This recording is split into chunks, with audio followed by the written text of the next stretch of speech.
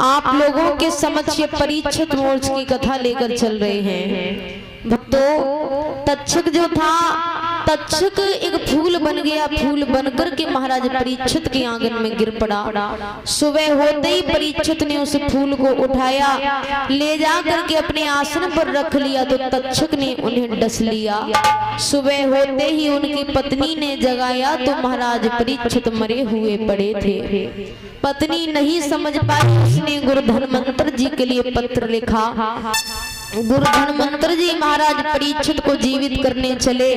रास्ते में तक्षक मिल गया, कहने लगा कहाँ जा रहे हो? जवाब दिया हम परीक्षित को जीवित करने जा रहे हैं।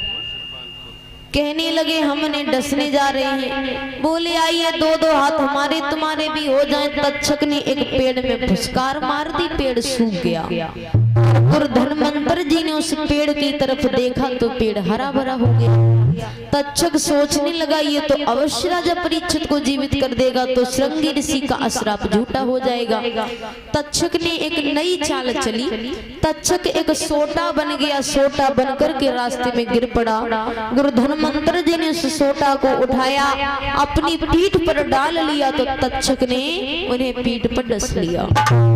अब गुरु की नजर जहां तक जाती वहां का जहर नष्ट हो जाता, पीठ पर नजर कैसे जाए। उन्होंने अपने चेलाओं को बुलाया और कहा है कि हमें समाधि में बंद करो, और जब तक हम नहीं कहें तब तक खोलना नहीं। आज चेला ढाक बजाने लगे। कैसे ढाक बजा रहे हैं भैया?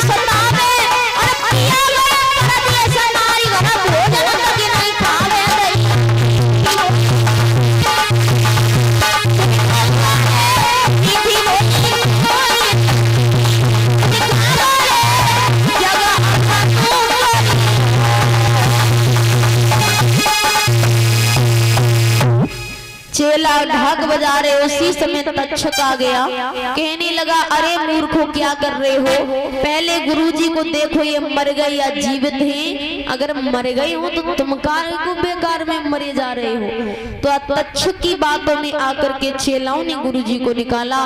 गुरुजी कहने लगे अब हम नहीं बच सकते। इतना तो हो सकता है कि तुम हमारे मांस को रांध करके 1400 चेला खा लो, और तुम एक नहीं अरे तुम सब बन जाओ धन्वंतर।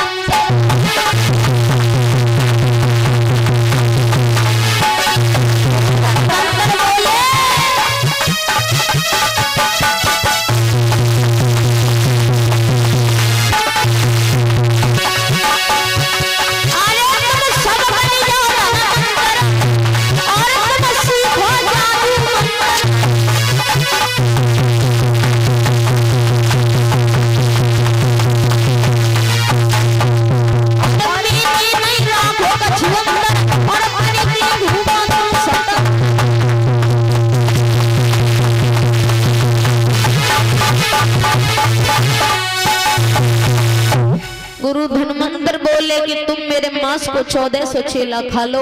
चेला कहने लगे हम ऐसे कैसे कर सकते हैं? गुरु का मांस चेला कैसे खा सकते हैं? तो आज गुरु की बातों में आकर के चेलाओं ने मांस हड्डियों में पकाने के लिए रख दिया। तो तक्षक ने ब्राह्मण बनकर के उन 1400 हांडियों को गंगा जी में फेंकवा दिया। 1400 हांडी गंगा जी में डूब गई। एक हांडी तैरती हुई बंगाल में पहुंची। जो बंगाल की एक धोबिन अपने पति से नाराज होकर के गंगा जी में कूदने को आई थी। उसने वो हांडी देखी, उसने वो मांस खा लिया, जिससे वो जादू मंत्र सीखी। उसने वापस बंगाल में जाकर के बंगाल की जितनी स्त्रियां थी, जितनी लड़कियां थी, सबको जादू मंत्र सिखाया। इस तरीका से भक्तों हमारे जो उत्तर प्रदेश में शक्ति थी वो बंगाल में चली गई।